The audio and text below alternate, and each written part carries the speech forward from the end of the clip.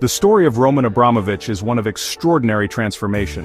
Born in 1966 in Saratov, Russia, his childhood was marked by hardship. Orphaned at a young age, he was raised by relatives in the Komi Republic. These early experiences shaped his resilience and drive, which would define his future. The Perestroika era in the Soviet Union gave Abramovich his first taste of entrepreneurship. He started by selling plastic toys, a small business that hinted at his business acumen. As the Soviet Union dissolved, he recognized the opportunity presented by the emerging oil industry. In 1995, at the age of 29, Abramovich co-founded Sibneft, an oil company that would be central to his meteoric rise.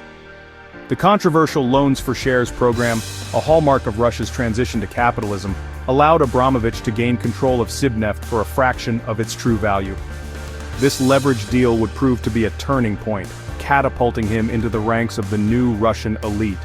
Abramovich's shrewd dealings and political connections allowed him to navigate the turbulent Russian business world of the 1990s. His strategic decisions and relentless ambition laid the foundation for an empire that extended far beyond the oil fields of Siberia. Sibneft became a cash cow, generating immense wealth for Abramovich and solidifying his status as an oligarch. With his fortune secured through Sibneft, Abramovich embarked on a strategic campaign of diversification. He understood the risks of relying solely on oil wealth in a volatile market. He expanded his portfolio into aluminum, acquiring a significant stake in Rusal, one of the world's largest aluminum producers. Not content with dominating the metals industry, Abramovich ventured into steel, becoming a major shareholder in Evraz, a multinational steel and mining company. His investment strategy was global, encompassing real estate in London, New York, and the French Riviera.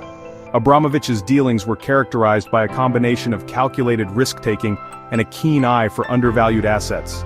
He wasn't afraid to make bold moves, often entering new sectors with substantial investments. This aggressive expansion transformed him from an oil tycoon into a diversified global investor with interests across multiple continents. His investment strategy wasn't without controversy. Some critics argued that his rapid accumulation of wealth, particularly in Russia, raised questions about transparency and fairness. Abramovich's defenders, however, pointed to his business acumen and the transformative impact of his investments on struggling industries. Abramovich's ambitions extended beyond the business world. In 2003, he purchased Chelsea FC, a struggling English Premier League club, for £140 million.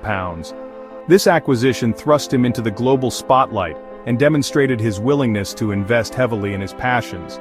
Under his leadership, Chelsea FC underwent a dramatic transformation. Abramovich poured millions into the club, attracting top players and managers. The team's fortunes changed drastically. Chelsea won numerous Premier League titles, FA Cups, and the coveted UEFA Champions League trophy. Alongside his high-profile foray into football, Abramovich maintained close ties to the Kremlin. From 2000 to 2008, he served as the governor of Chukotka, a remote and impoverished region in Russia's Far East. During his tenure, he invested heavily in the region's development, improving infrastructure and social services.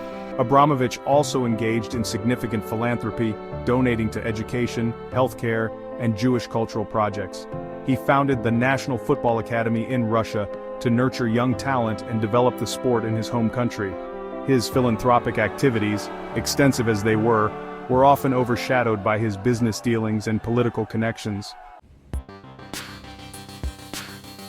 The year 2022 marked a turning point in the life and legacy of Abramovich. Following Russia's invasion of Ukraine, he was hit with international sanctions due to his close ties to the Russian government. These sanctions resulted in frozen assets, travel restrictions, and cast a shadow over his business empire. The impact on his beloved Chelsea FC was immediate and severe. Abramovich was forced to put the club up for sale, eventually selling it for £4,250 million. The forced sale marked the end of an era for Chelsea and for Abramovich's high-profile ownership. The sanctions have significantly impacted Abramovich's fortune and public image. Once a symbol of Russia's post-Soviet economic boom, he has become a persona non grata in the West. His story, once a tale of entrepreneurial success, is now inextricably linked to geopolitical tensions and the consequences of political loyalty. The full extent of the sanctions' impact on Abramovich's vast wealth remains unknown. However, there is no doubt that his world has changed dramatically.